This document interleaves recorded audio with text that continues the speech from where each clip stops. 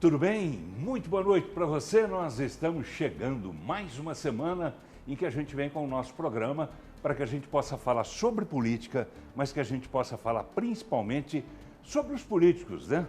Quem são os políticos que atuam aqui no estado de Goiás? O que é que tem por trás deles? O que é que cada um carrega dentro de si, né? Do ambiente familiar, do ambiente de amigos, enfim. O que cada um tem de história para contar, é isso que eu quero buscar nos nossos convidados. E os nossos convidados de hoje, por acaso ou não por acaso, têm muitas coisas em comum.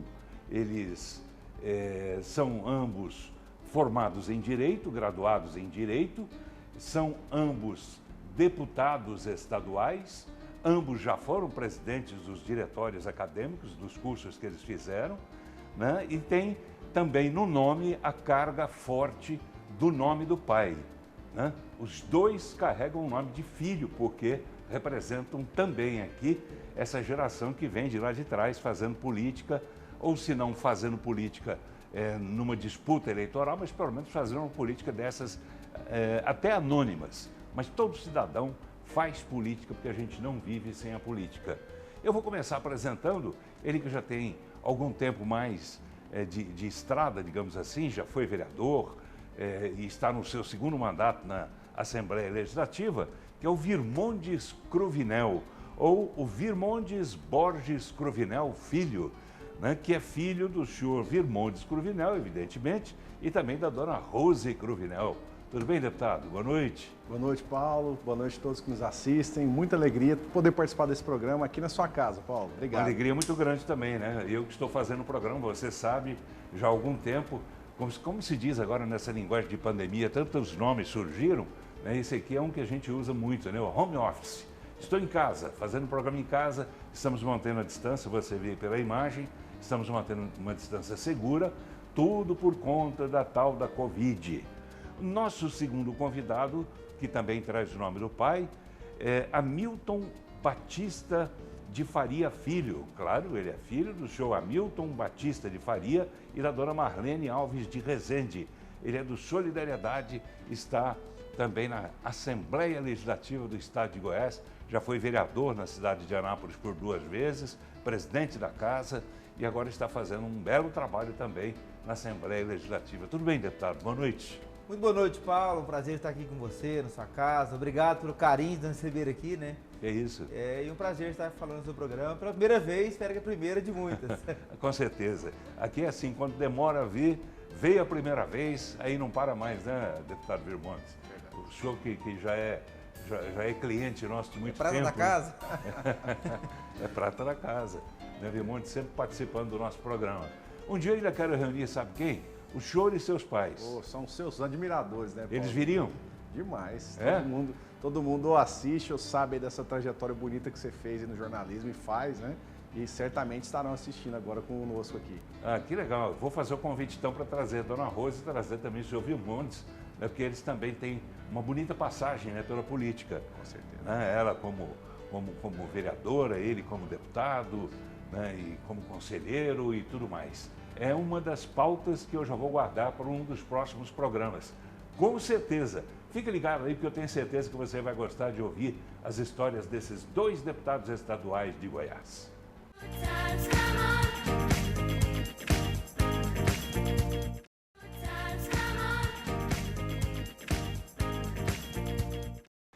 Muito bem, já estamos voltando e o programa de hoje recebendo 2 deputados estaduais. Está aqui o Virmondes Cruvinel Filho, ele que é do Partido Cidadania? Cidadania. Até isso. quando, hein? Futuro dirá, né, Paulo? Pensa em alguma mudança, não? Deixa um momento de diálogo, né? Até esse período da janela partidária é um momento de diálogo para a gente avaliar o melhor caminho aqui para seguir representando Goiás. Tá bem, está aqui também participando do programa de hoje o Hamilton Filho, ele que é do Solidariedade. Tem também um pezinho fora de Solidariedade ou não? Eu tenho um ótimo convivência, um ótimo relacionamento no partido. Eu estava Lucas Virgílio, grande parceiro. Mas vamos avaliar a questão de chapa, porque hoje a legislação não permite mais coligação. Então, sem coligação, nosso partido tem que ter viabilidade política de candidatar. Né? Não havendo, infelizmente, teria que sair. Em havendo, né, podemos ficar também. Se eu for em viabilidade política, E eu queria que o senhor explicasse para a gente, para mim, para o telespectador também, o que vem a ser a tal da viabilidade política dentro de um partido. Essa viabilidade se dá quando o partido tem candidatos absolutamente anônimos ou quando tem um puxador de voto? Qual é a melhor situação, melhor condição? Na verdade, nosso sistema eleitoral, nosso sistema proporcional, diz que um partido para alcançar uma cadeira no parlamento, seja na Câmara Municipal, na Assembleia ou na Câmara Federal, tem que ter uma certa quantidade de votos. Para deputado estadual, por volta de 70 mil votos no partido. É muito improvável que um candidato sozinho atinja essa quantidade. Então, o partido tem direito de lançar, né, para estadual, por exemplo, 42 candidatos, e esses candidatos somados, a cada 70 mil votos, mais ou menos assim, daria uma vaga. Então, se o partido estiver nesse grupo, 70 mil votos, é uma vaga, se tiver 140, 210, 3, daí por diante. Então, a gente tem que buscar realmente. E respondendo a sua pergunta, na verdade é bom mesclar, né? A gente não só candidato anônimos, nem só um grande puxador. É bom ter uma chave homogênea que dá condições para todos que estão lá disputar a cadeira, né? Em pé de igualdade ou com condição de eleição para todos. O senhor está em qual situação? Porque nessa última eleição, na primeira sua para deputado estadual, o senhor foi o segundo deputado de Anápolis mais votado, não é isso? O senhor fica lá em cima, fica no meio ou fica ali embaixo? Isso aí eu acho que é Deus e a população goiana que vai dizer. Mas estamos trabalhando muito, né? Tive 16.436 votos na eleição passada. A gente tem trabalhado, expectativa de aumentar a votação, mas sempre a eleição é algo que não está na nossa mão, né? Acho que é as pessoas, o trabalho que vai dizer. Mas estou muito animado de poder ampliar essa votação. Tive, na eleição passada, quase 13 mil votos em Anápolis e o restante no interior. Hoje conseguimos abrir bem esse trabalho nas outras cidades, manter obviamente Anápolis como carro principal, mas conseguimos ampliar o diálogo com lideranças, prefeitos, vice-prefeitos e vereadores de várias regiões do estado. Os senhores dois já foram vereadores. Eu gostaria de saber dos senhores a seguinte questão, que eu tenho aqui comigo, que a eleição para vereador é muito mais difícil do que uma eleição para deputado estadual. Estou certo ou estou errado, deputado Mimones? Realmente, Paulo, a eleição de vereadores são muito difíceis pela proximidade das pessoas. Normalmente você chega numa família, já tem alguns conhecidos e saem candidatos a vereadores, num segmento religioso, numa entidade civil, enfim, num bairro. Então, realmente, a quantidade de candidatos acaba sendo maior. Mas, tanto para mim, eu acredito que para o deputado Hamilton também, é uma grata experiência. Essa convivência ali próximo das pessoas permite que o mandato da gente seja um mandato assim, de movimento, de ações constantes, de atuações diárias, e isso facilita muito aquilo que eu digo que é a política com P maiúsculo, Paulo, que é a política de trabalho, de resultado, de realizações. Quando você vai ali pedir um voto, você tem um serviço prestado. É diferente daquele famoso cara que aparece em época da eleição. Então eu guardo essa importante passagem na Câmara, ainda mais daqui da nossa cidade de Goiânia, como um momento de aprendizado da minha caminhada política. O que é que seu pai faz na política? Ele já disputou algum cargo político, não?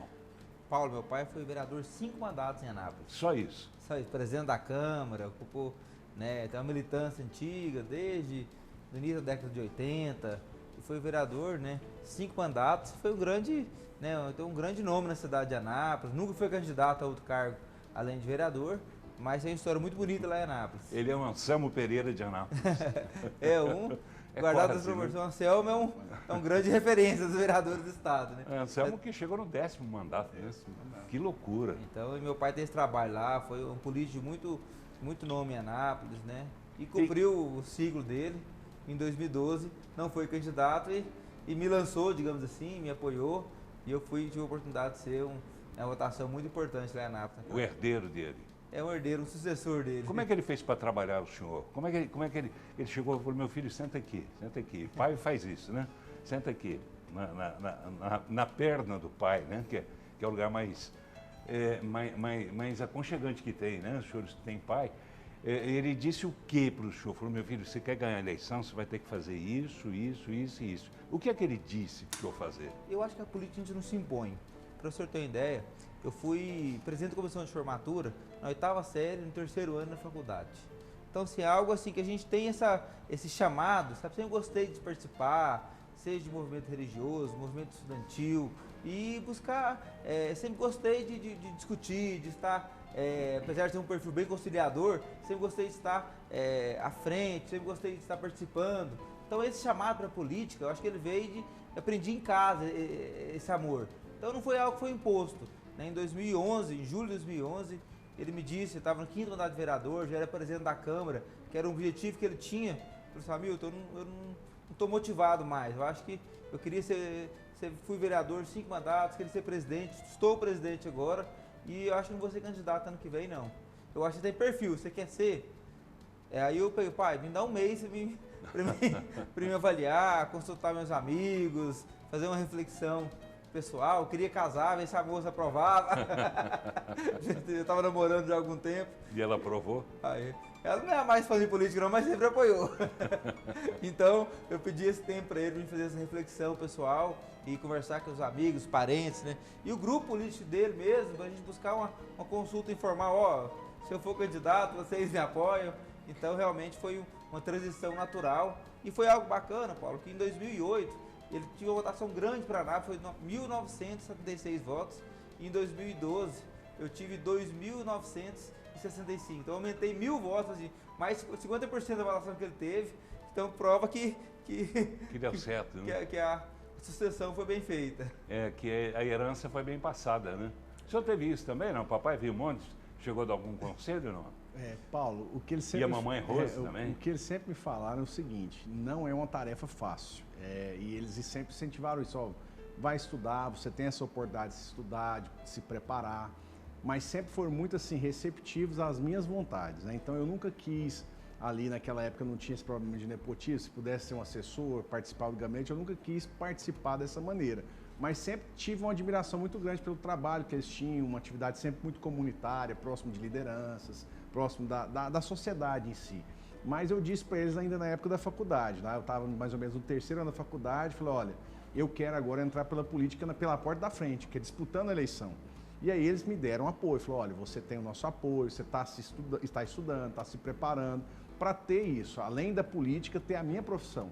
E foi essencial, porque a escolha do direito já me levou a isso, a defender ali uma família, uma pessoa, um bairro, né? Na política a gente tem essa amplitude. Então casou essa possibilidade do incentivo da familiar, mas também com essa vocação profissional, Paulo, ali participando de movimentos sociais, de movimentos estudantis, convivendo de perto também com essa política que se faz fora de partidos, né? E que na política a gente está procurando fazer ainda da melhor forma e atendendo ainda muito mais pessoas. A política é uma profissão? Eu acredito, Paulo, que a política é mais uma vocação, uma missão, né? Tudo ali é passageiro. É um concurso, como eu digo, de 4 em 4 anos. Mas enquanto você estiver na política, tem que procurar fazer aquele melhor, porque você é uma referência. E hoje, o meu caso, o caso do deputado Hamilton, mesmo sendo jovens, nós acabamos incentivando outras pessoas a virem para a política.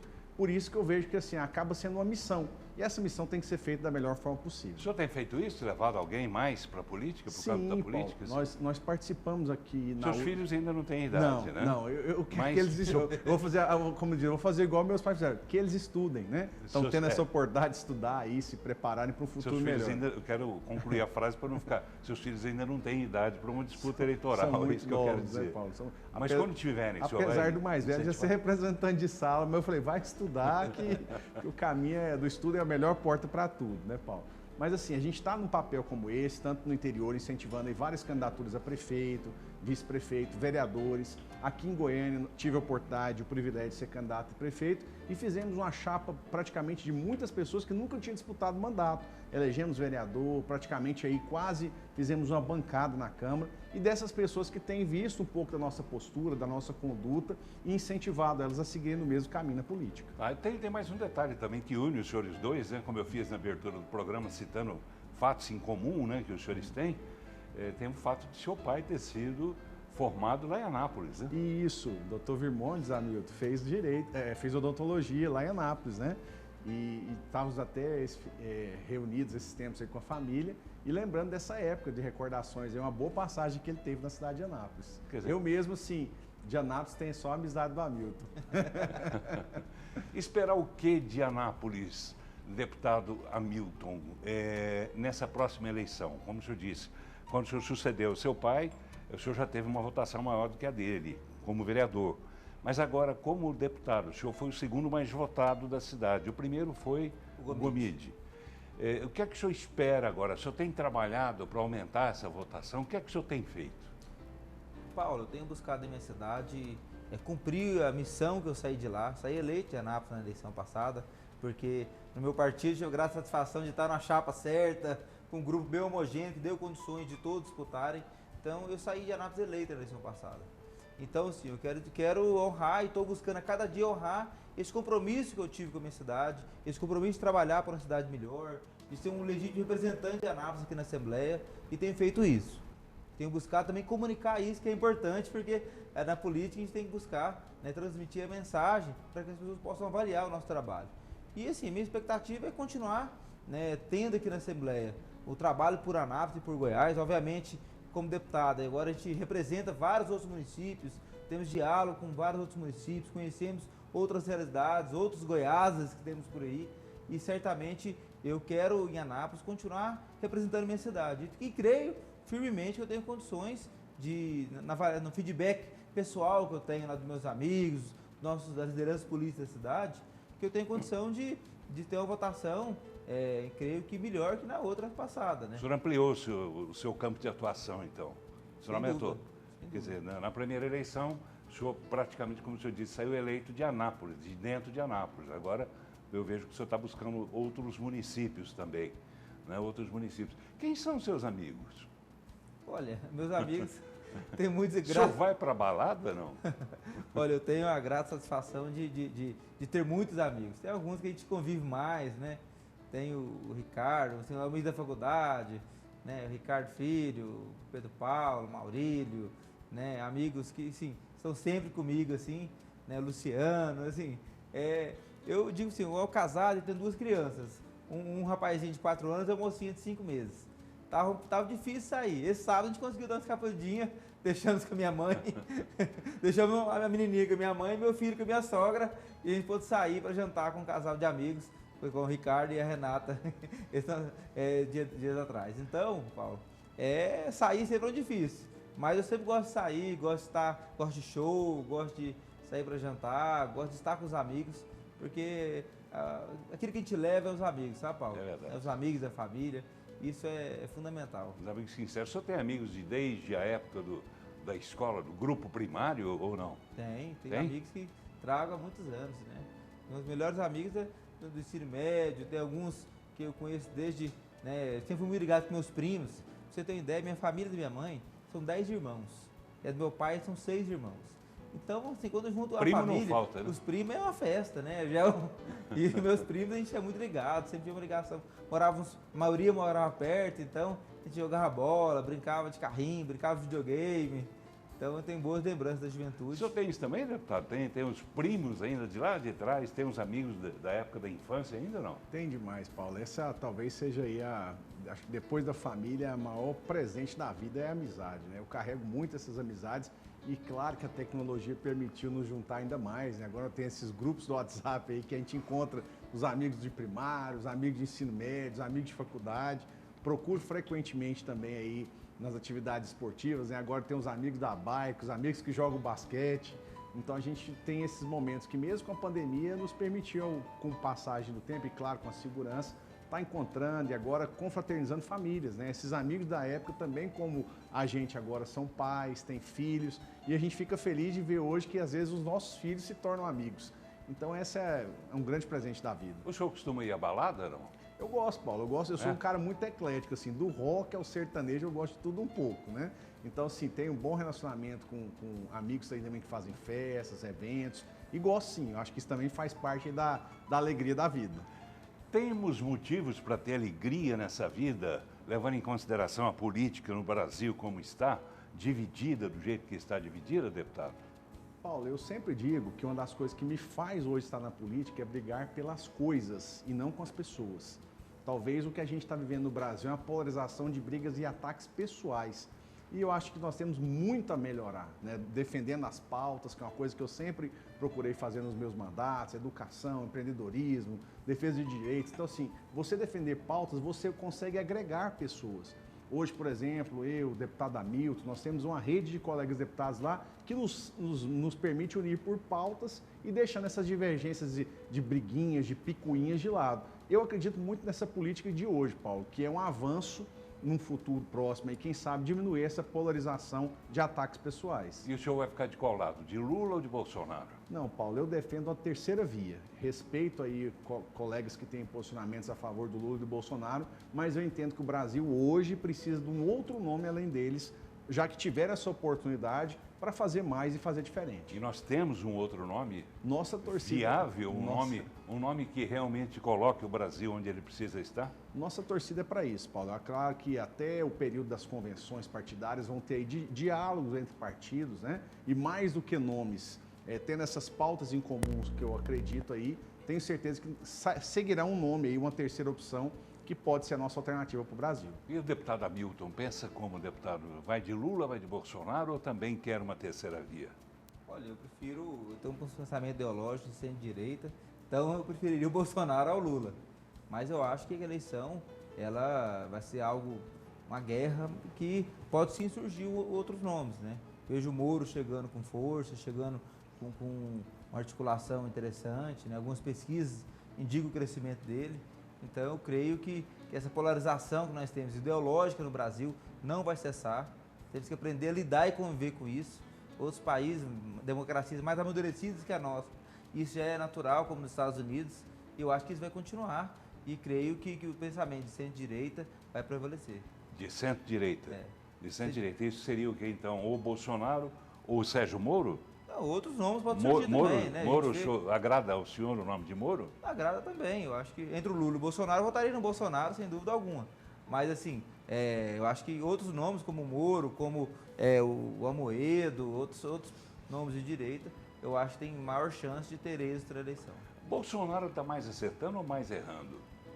Tem muitos erros, mas tem muitos acertos também, Paulo. Eu acho que houve muitos erros, houve falhas, mas tem muitos acertos também. Eu acho que o Bolsonaro avançou em muitos temas, muitas pautas. Obviamente foi prejudicado sobremaneira pela pandemia, né, que trouxe uma crise, né, uma instabilidade da economia muito grande, que prejudicou o governo dele, mas certamente tem muitos acertos do governo.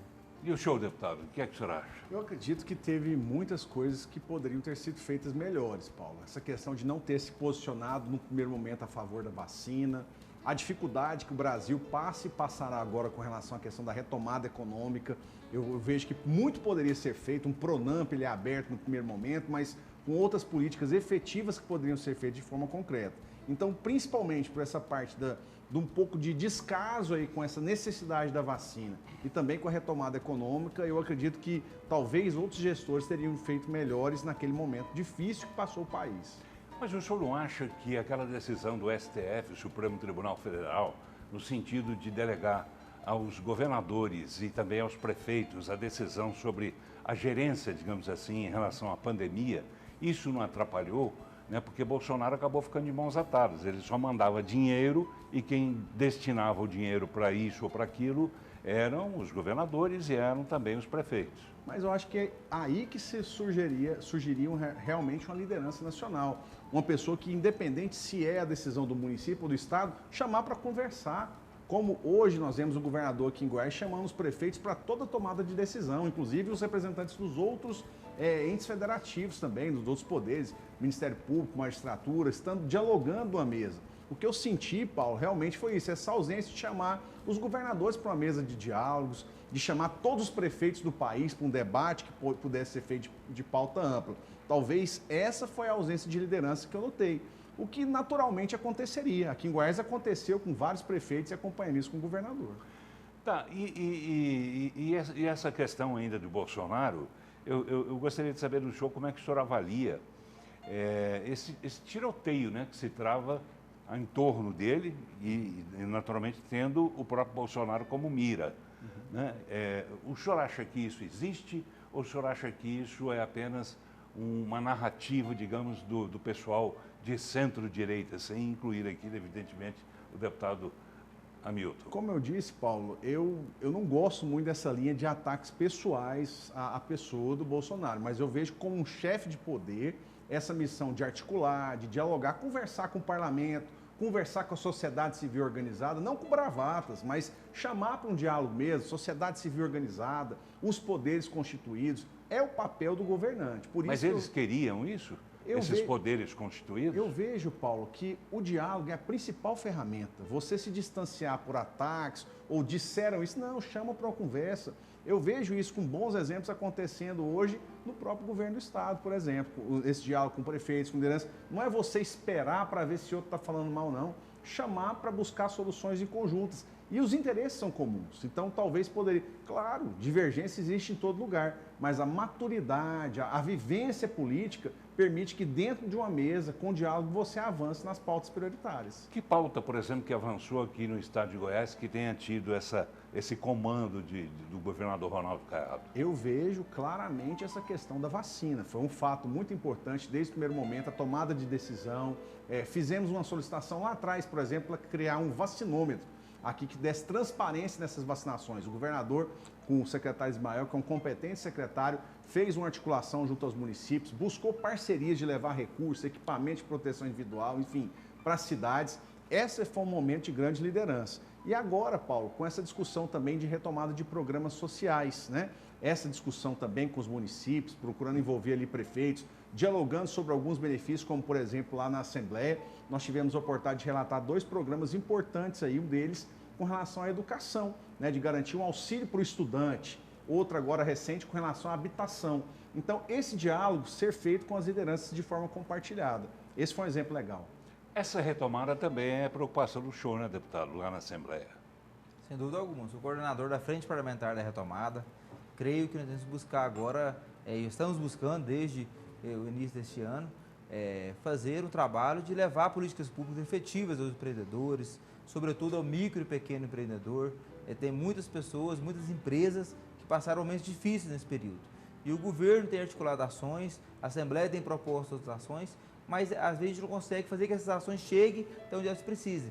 Então, eu tenho buscado um trabalho em conjunto com colegas deputados, com o governo, envolvendo associações comerciais, prefeituras, levar as políticas públicas já estão articuladas, receber demandas, receber outras questões. Por exemplo, um trabalho que está discutindo bastante das cooperativas, né?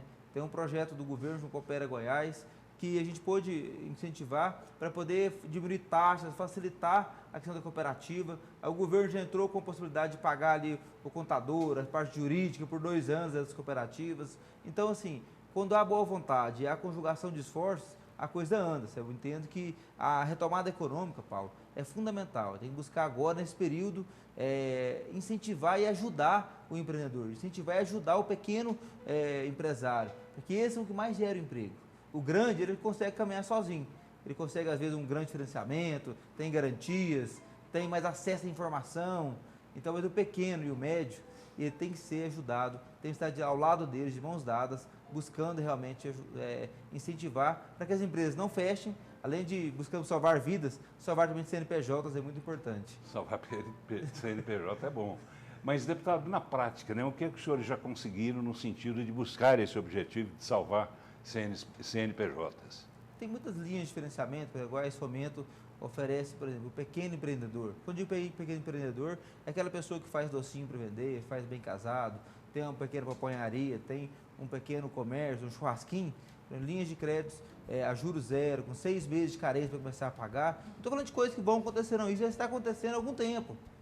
Isso nem todos sabem. Então, as pessoas que precisam disso não têm a ciência desses projetos. Por isso que eu estou perguntando, até eu achei interessante. Então, assim, por exemplo, temos... Quer dizer, vocês viabilizam através de um projeto de lei, é isso? Não, houve um projeto de lei, a Assembleia aprovou e o governo lançou, né, esse programa de apoio ao empreendedor, chama PEMAI, e agora esse fomento está fazendo esse crédito. E a gente conseguiu levar, Paulo, para várias prefeituras, capacitando o pessoal. Por exemplo, na cidade de Rio Quente, houve um trabalho de capacitação de servidores da prefeitura de Rio Quente para que eles pudessem lá fazer a contratação dos empréstimos lá na cidade. Lá o turismo foi muito afetado.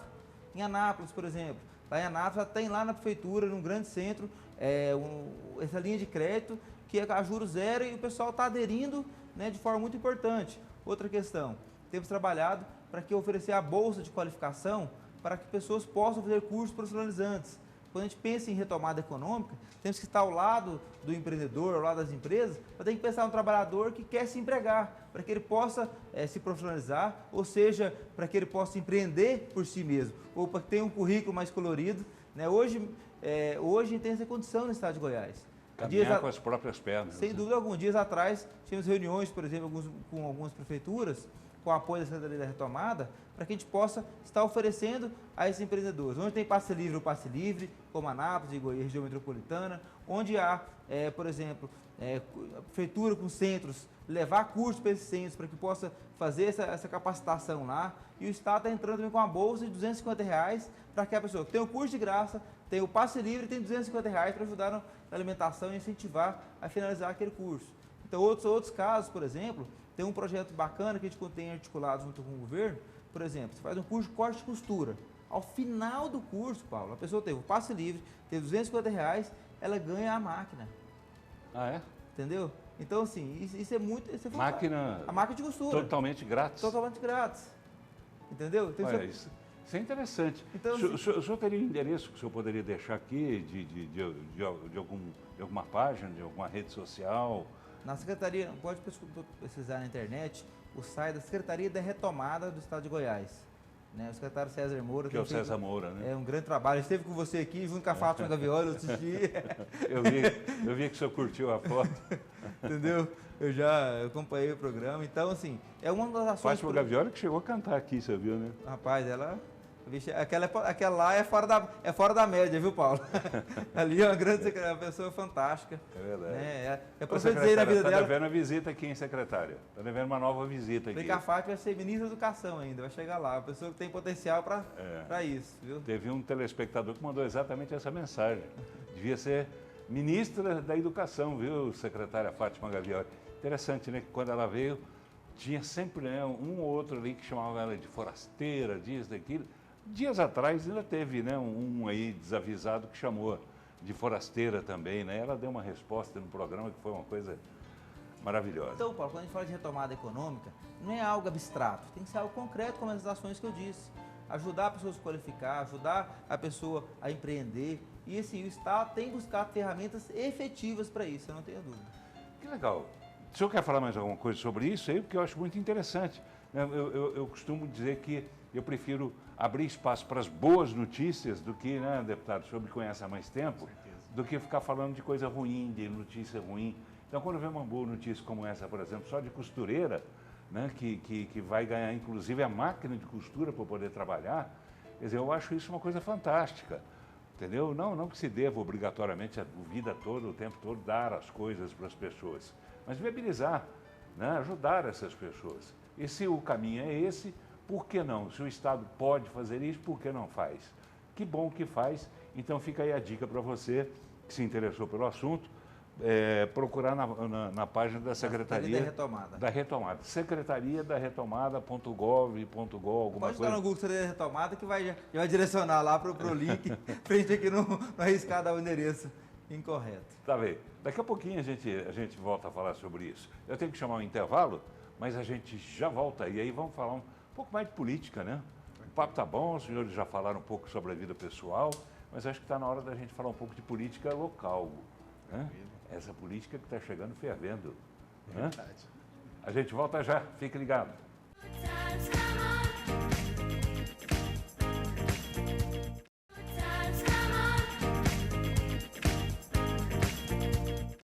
Muito bem, estamos voltando e o programa de hoje recebendo 2 deputados estaduais. Está aqui Virmondes Cruvinel, que é do Cidadania, e também está aqui o Hamilton Filho, que é lá de Anápolis e é do Solidariedade. Vamos falar um pouco sobre eleição 2022, né? Eleição que chega logo, logo. Esperar o que dessa eleição, deputado? O senhor que já disputou, o senhor disputou 3 eleições, né? 3 eleições. O senhor já disputou 5. Já tem 5. 5 eleições. Esperar o que dessa eleição? Paulo, quem é que vem com favoritismo para governo do Estado? Governo do Estado. Hoje eu vejo o governador Ronaldo Caiado caminhando por essa construção de uma reeleição, buscando agregar forças políticas partidárias, né, partidos aí, por exemplo, trazendo o segundo colocado a ele na eleição passada, que foi o Daniel, junto com o MDB.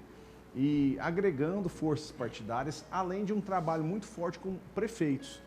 Teve um trabalho no mandato passado, na eleição passada com vereadores, agora muito forte com prefeitos e tendo uma base bem constituída na Assembleia, que eu falo que é um fato muito importante, o fato de deputados caminharem, de construir essa abertura de parcerias. Então veja essa construção sendo feita e naturalmente, Paulo, e o que eu percebo, claro que o momento ainda muito longe do processo eleitoral, mas o que eu vejo ainda é uma oposição dividida. E isso favorece naturalmente um caminho da reeleição do governador. Muito mais se falando em nomes e às vezes divergências de nomes ali, 2, 3 nomes saindo e de lado de cá, praticamente o governador tentando harmonizar com situações divergentes do passado, por exemplo, essa questão do PSL, a unir nacionalmente já traz um PSL para agregar, trazendo o MDB como um grande adversário do passado, agora já agregando, ou seja, costuras, né? Por isso eu vejo um grande favoritismo, claro, com eleição disputada, mas um favoritismo do governador Ronaldo Caiado. Quando o senhor fala em oposição dividida, o senhor se refere a quem? Tem nomes? Hoje o que a gente percebe é o PSDB, sem falar em nomes, mas sinalizando a possibilidade de uma candidatura própria, e também o Gustavo Mendanha, prefeito de Aparecida.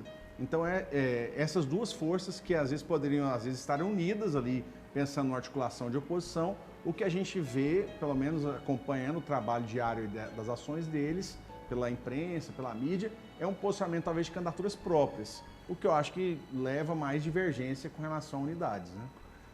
Tá, só dois nomes o senhor citaria? Por enquanto, e talvez também, Paulo, a possibilidade de uma candidatura ligada ao presidente Bolsonaro. A gente não sabe especificamente ainda sobre nomes, vê aí falando do Major Vitor Hugo no primeiro momento, mas também talvez uma possibilidade de uma terceira candidatura que seria da oposição, né, ao governador Ronaldo Caiado, também de uma candidatura ligada diretamente ao presidente Bolsonaro.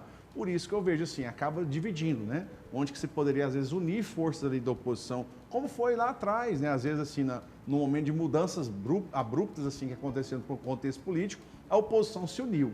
Aqui, hoje, a gente percebe uma divergência da oposição com relação ao governo. Essa tal de união das oposições é um mantra, né? A cada eleição se repete isso e vai se repetindo e muitas vezes a gente não vê isso acontecer. Eu digo isso desde a eleição lá atrás, de 1994, depois de 98.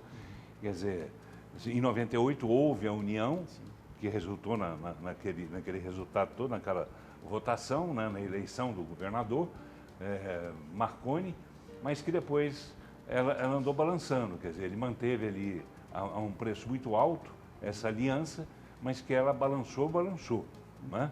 E agora volta-se a falar mais uma vez nessa tal de aliança das oposições. O senhor acredita nessa aliança, deputado Hamilton? Não acredito, Paulo. Acho não. Que a oposição está fragmentada. Não tem na oposição um grande líder. Além do que o Virmontes disse, ainda tem o PT.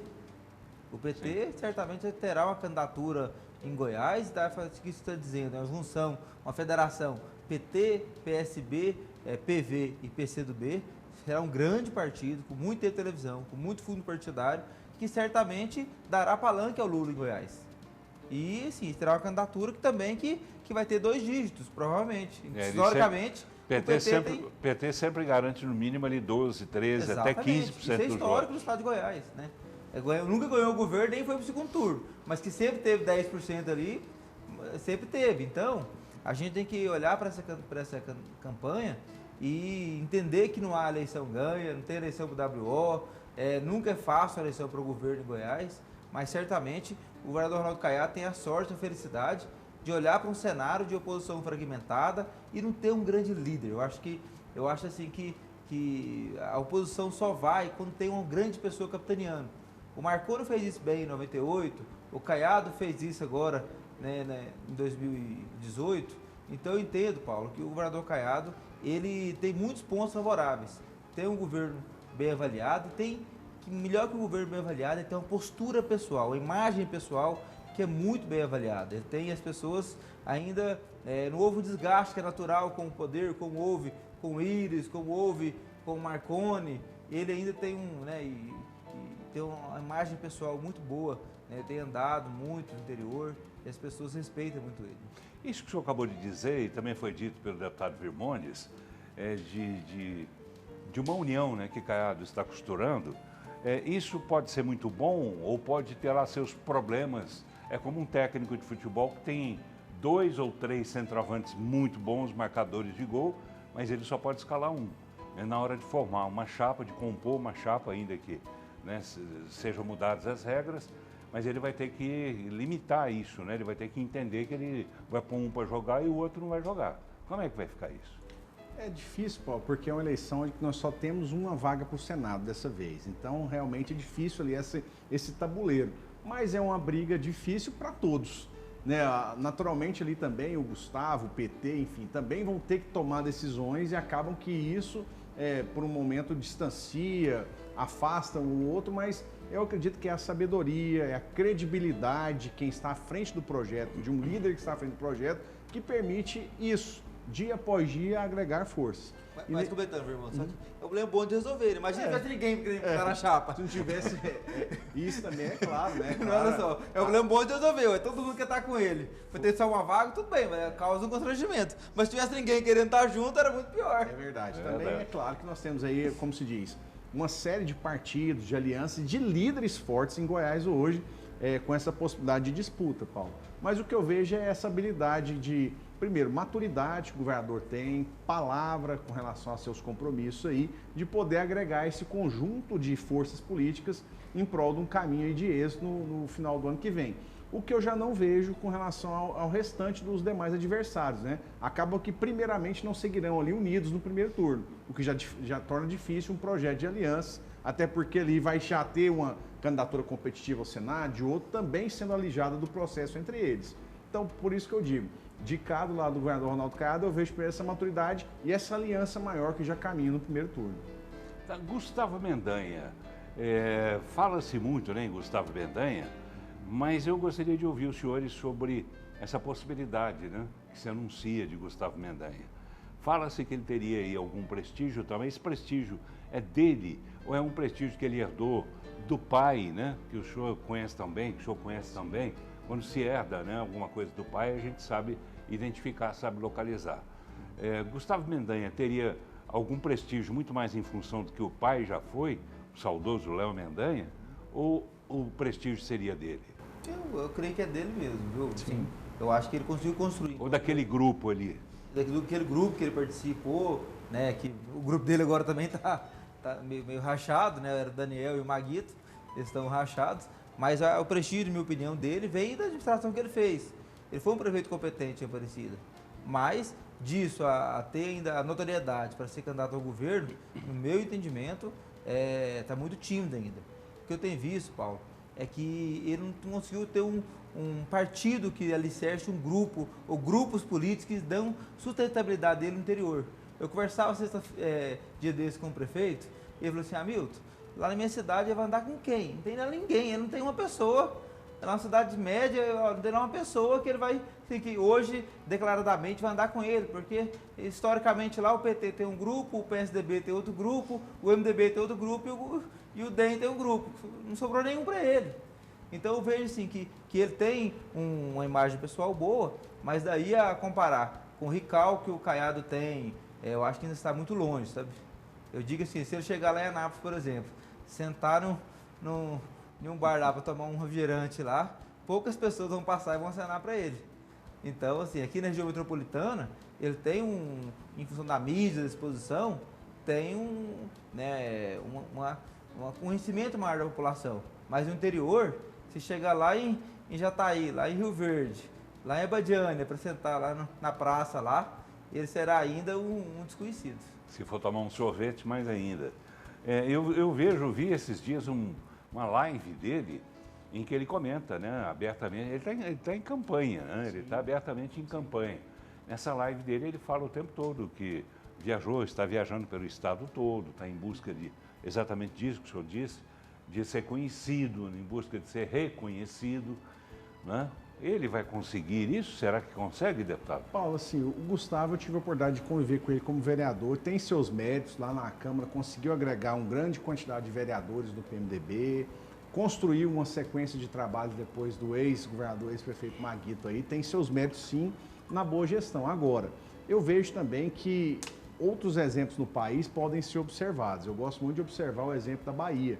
O ACM Neto foi também um excelente prefeito, reeleito com uma votação expressiva, muito parecido com o Gustavo, mas soube esperar o momento dele. Concluiu o segundo mandato como prefeito e agora sai candidato a governador. Viu o cenário acontecer, viu também que o governador no momento, na época lá, estava bem avaliado e se preparou para o momento atual. Então, assim, talvez é um momento também do Gustavo, que é um cara preparado, um cara que gosta de fazer política, que construiu uma história também de muito trabalho como o pai dele, mas observar também que não é a última eleição que ele vai disputar. Então, que ele pode se preparar para outras aí e que hoje o cenário de agregar força está muito forte do lado do governador Ronaldo Caiado. Aí tem esse detalhe, né, dito aqui pelo deputado Hamilton, que ele perdeu as referências, né? Quer dizer, Maguito, a principal referência, Com certeza. perdeu o Daniel ou não perdeu o Daniel? O Daniel poderia, de alguma forma, estar ao lado de Gustavo, mesmo já tendo anunciado apoio à candidatura de Caiado. Eu acredito que ficou difícil, né, Paulo? A questão partidária ali foi a definição do MDB declarar apoio ao governador, não só o Daniel, né? Foi uma consulta a prefeitos. Então, nesse caso, também é a força partidária. O Gustavo hoje tem que buscar um outro time para se consolidar também uma candidatura.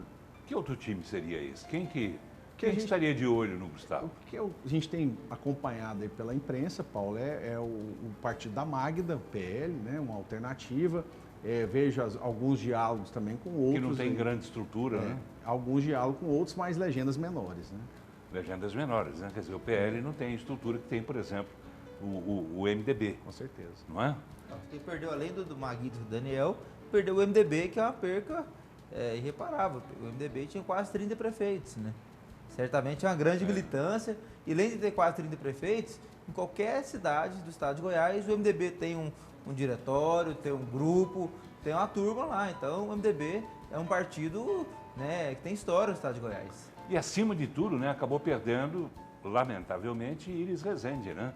Que por mais que durante a eleição ele não se manifestasse, não se posicionasse a favor de uma candidatura do Gustavo, mas seria sempre, no mínimo, uma incógnita, né?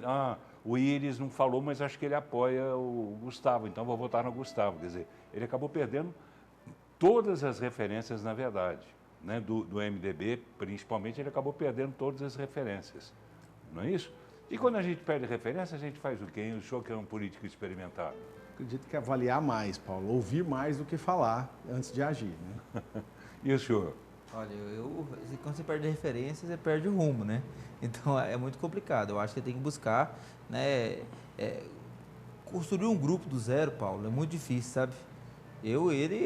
Às vezes tem que entender que, como a ACM Neto não quis enfrentar o Rui Costa, né, na eleição passada, né, entendendo que o Rui estava num bom momento, ele pode pegar esse bom exemplo que o Vermonte citou e às vezes esperar, né, o momento correto, entendendo que o Caiado agora está reunindo as condições, porque o grupo que sobraria para ele seria o PSDB, e o PSDB está sinalizando candidatura própria, né? O PSDB também tem militância no estado, né? Então, e o PSDB eu não vejo estar tão próximo a ele como está, por exemplo, o PL, que é um partido, né, que não tem uma capilaridade, não tem grandes prefeitos.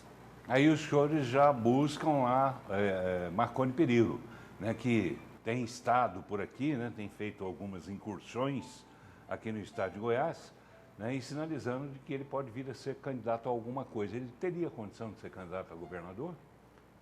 Condições teria, Sim, Paulo. condições, sim. O PSDB, é o partido que ele milita, é um partido com a força no Estado ainda, com várias lideranças. Agora, o que eu tenho visto, ouvido também, ex-prefeitos, lideranças locais aí, é da possibilidade de uma candidatura do ex-governador Marconi Perillo ao Congresso Nacional, como deputado federal. Eu acredito que é uma candidatura representativa, temos uma bancada de 17 deputados, tem um ex-governador participando, seria uma coisa interessante para Goiás. E o senhor, deputado? Eu enxergo também que a candidatura ao governo, possibilidade teria, mas eu acho que não seria o momento para ele, né? Eu acho que a candidatura ao Congresso estaria mais próximo, né, da realidade, algo que teria condições, viabilidade eleitoral, digamos assim. Acho que como governador teria muita dificuldade ainda, né, de estar sendo eleito. E esses recados, né, que ele anda mandando, ora aqui, ora ali, né, para o governador Ronaldo Caiado, essas provocações, na verdade, como é que o senhor vê isso? É o que eu digo, Paulo, acaba que fica ataques pessoais sopesando, passando na frente do que bandeiras, né? Então, eu acredito o seguinte, o que pode ser útil na política, quem vai estar em mandato eletivo e que pode ajudar Goiás? Eu acredito que essa é a bandeira, esse é o eixo que nós temos que defender. Se tiver um avanço aí nos governos passados do governador Marco Campilo, ele pode ajudar sim, aí tendo a oportunidade de participar de um cargo eletivo, exercendo uma participação no Congresso Nacional, ajudar Goiás. E, claro, sempre como eu disse, defender mais bandeiras do que ataques pessoais. E os senhores, como é que os senhores virão? O senhor virá a reeleição? Isso, Paulo. Nós vamos aí dar uma sequência a um trabalho já realizado em Goiânia e também nos municípios que eu represento como deputado estadual. E esperar o que na Assembleia Legislativa, né? Porque a Assembleia Legislativa deverá ter, na sua opinião, uma grande renovação ou não? Eu vejo hoje muitos parlamentares atuantes lá, mas é claro também que com essas mudanças de não ter coligações, outros nomes poderão vir. O que a gente guarda é uma boa referência. O presidente Lissau hoje deixou uma referência de um trabalho de liderança, de união de forças, de respeitabilidade do Poder Legislativo perante os goianos, e é essa sequência que nós queremos dar na Assembleia. E ele poderá realmente ser candidato a deputado federal, Lissauer? Sim, acredito que sim, de forma bem competitiva. Um trabalho que ele fez de muita credibilidade dos seus mandatos como deputado estadual, tem muitos frutos a colher aí num projeto como deputado federal. Como é que o senhor vê isso, deputado? Lissauer virá como federal mesmo? Olha, Paulo, é assim, é difícil falar que já ganhou, porque eleição, não existe eleição ganha de véspera. Mas o trabalho do Lissauer, o respeito que ele tem, a articulação política que ele conseguiu fazer nesse período, o credencia para ser um dos deputados federais mais votados do Estado, na minha opinião. Eu confio muito no trabalho dele, acompanho de perto e é uma referência para a gente lá na Assembleia. Eu tenho assim, convicção absoluta que ele terá total condição de ser eleito e com excelente votação. E os senhores sendo eleitos, né? Os senhores almejarão, buscarão o quê? O senhor quer ser presidente da CCJ, não é isso? Não, assim, o senhor gostaria de ser, porque Humberto Aidar sai, se afasta, o senhor poderia... Eu sou membro da CCJ desde do primeiro biênio, né? E certamente, se houvesse condições de ser presidente da CCJ, seria um grande feito, porque assim, claro. É a comissão mais importante da casa, mas vamos avaliar o momento oportuno de pleitear essa questão agora ou no próximo mandato, se Deus abençoar e formos eleitos, né? Então, primeiro precisa ganhar a eleição, né? Precisa ganhar a eleição, né? É o que eu digo também, Paulo. A primeira coisa é trabalhar para ganhar a eleição, depois pensar no futuro. E ganhar a eleição, o futuro poderia ser para o senhor a presidência da casa também, não? O senhor tem vontade, né?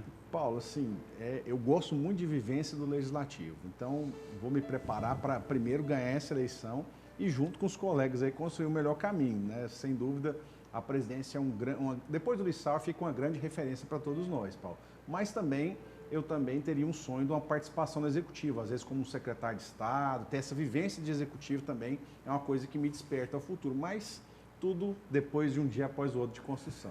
Tá certo. Virmondes Cruvinel, deputado estadual pelo Cidadania. Foi um prazer recebê-lo. Por favor, leve um abraço, né, para seus pais e diga a eles, né, que eu vou marcar um programa para os senhores três virem aqui. Tá bem? Paulo, só tenho a agradecer essa oportunidade, esse carinho e atenção que você tem conosco, com todos os goianos, né? Você é uma pessoa que a gente aprende cada vez mais que está ao seu lado nessas caminhadas de lutas, de defesa do que é bom para Goiás. Fico honrado de estar aqui na sua casa e pode ter certeza que não só os dois lá, mas todos os admiradores aí que são amigos meus em comuns e que te respeitam, vão estar torcendo aí por encontrar novamente você aí nesse nosso querido Goiás. E obrigado também por estar do lado do nosso amigo Hamilton aqui. Obrigado, deputado. Obrigado também ao deputado Hamilton Filho. Fica o convite também para a gente conhecer os pais, né, do deputado Hamilton, trazê-los aqui para eles contarem. Seu pai, com 5 mandatos de vereador em Anápolis também, que é uma disputa bastante acirrada. Simpatia, pai dele, Isso gente boa. O senhor conhece? Conheço. Isso não é para poucos, não. Leve um abraço para eles. Obrigado. Tá? E o convite também para que eles venham aqui. Vamos agendar a vinda deles aqui. Minha mãe não disputou cargo eletivo, mas é uma grande política, uma pessoa de um carisma extraordinário.